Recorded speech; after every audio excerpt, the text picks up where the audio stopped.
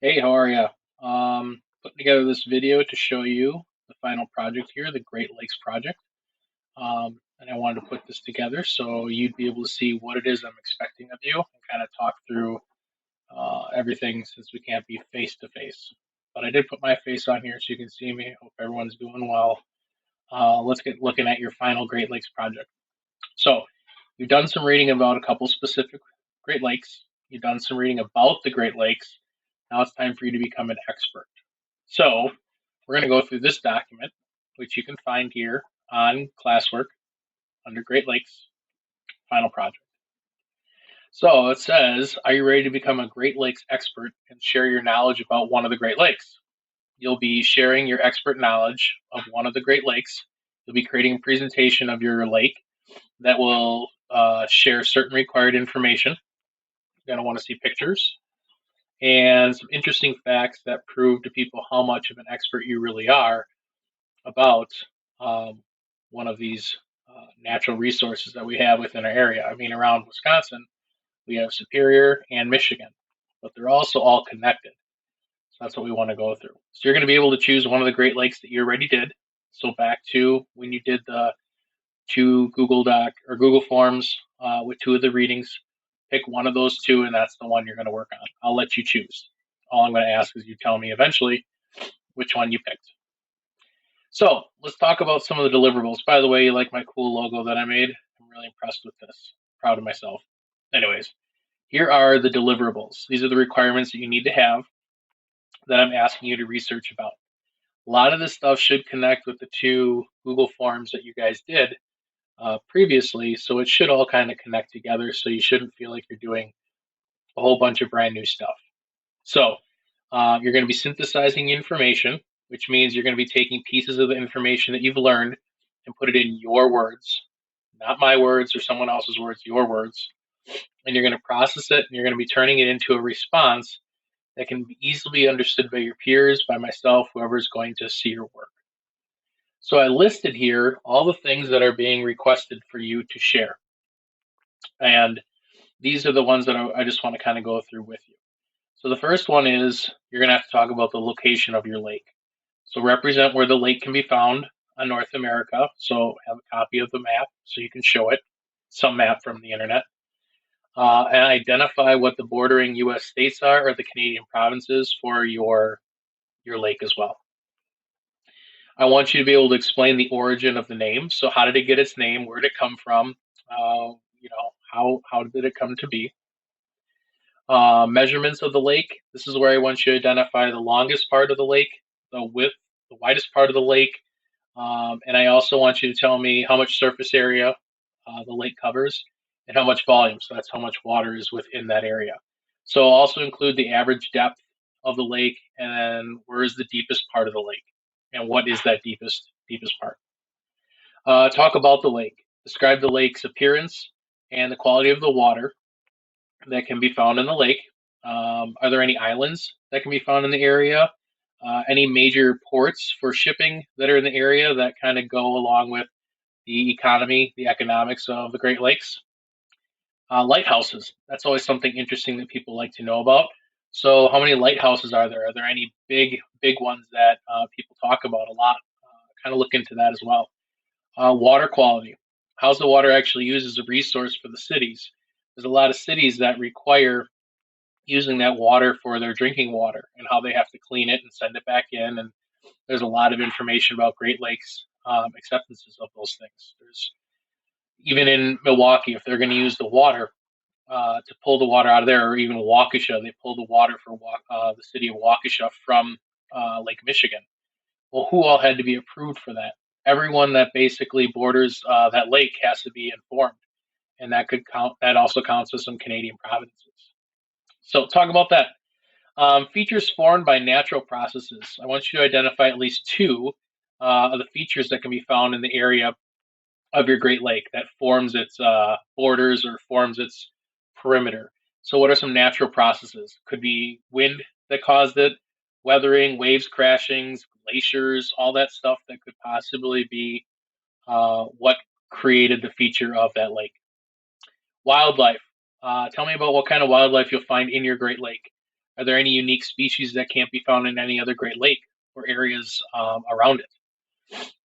Threats of quality to the Great Lakes. So obviously the water is always being attacked by either invasive species. It could be plants, or could be fish themselves, or something like that, or humans, or kind of a damage to our own good that we need. So identify what current threats are on the quality of the water, and the examples of the threats might include human-made, might be an invasive species as a result of human activities. Asian carp's a big one that you hear about now. How did those things get into your lake? And then finally, like I said, some fun facts or interesting facts. Find at least 2 or 3 interesting facts about the Great Lake. Okay, Pete, just get out of the video. Sorry. Great Lakes. Let's see, 2 or 3 interesting facts about the Great Lake that you think others might find interesting, or that separate that researched Great Lake from the others. So, what makes your lake better than one of the other 4? And these could be this could be information like shipwrecks or something like that. So, all this stuff is going to have to be put together into a presentation. And here's the design criteria I'm looking for that presentation. You're expected to create a presentation to share this information to your peers, myself, anyone else that's going to see that work. You can create your information on a Google presentation, PowerPoint if you're using a computer that has Word on it. You could take a trifold, you can make a trifold, or whatever other ways you want to express all that information. But obviously, since we have to do all our digital learning here, this is where it gets a little tricky. We're not going to present in front of the class in a formal way. What we're going to do is share our information, share our stuff. But what you're going to do is you're going to have to create a video using anything. Right now on my computer here, I'm using Screencastify because it goes through Google Chrome and it's free. That's easy. And really, I only have to show the screen, so you don't even have to see my face unless you wanted to see it, or your face. You could use any other software that you may have for your phone or you have for your tablet. Any way that you feel you can make a video to share your information is what we're looking for. Then you're going to update or upload this information through a Google form, and that will be on Google Classroom. And as I said here, you will have 9 class periods to work on this.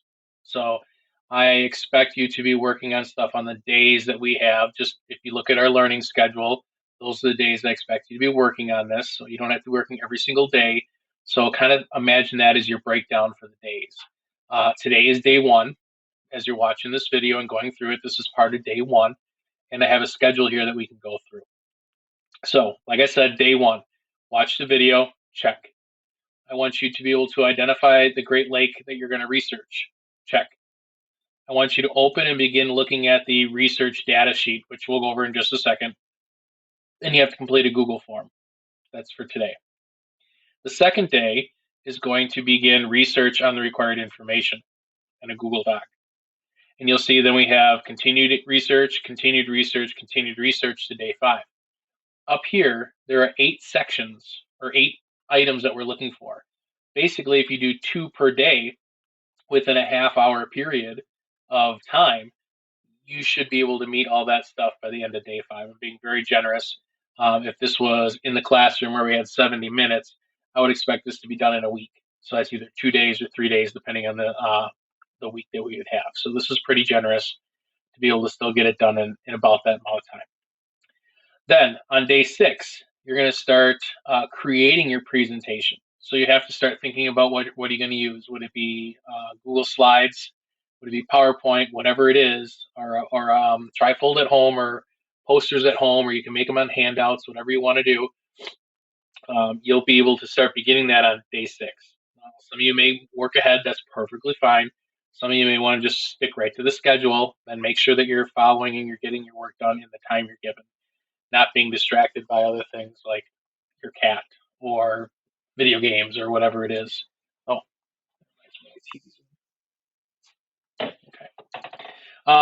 Then you will have at least another day to work on continuing that presentation. 2 more days, sorry. Day 7 and day 8, this would be working on creating your presentation. And then finally on the 9th day, you should be completing your video or making your video on that day of the Great Lakes, and then turning it in on video on Google. and then putting that into your Google form. So each day is going to have a Google form. That's going to be part of your grade, which I'm going to go through next. Okay.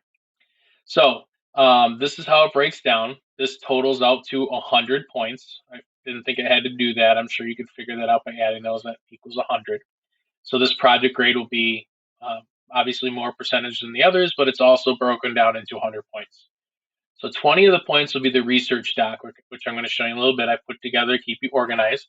You have to show all your work that you were to collect, and eventually you're going to put that into your presentation. That's 20 points.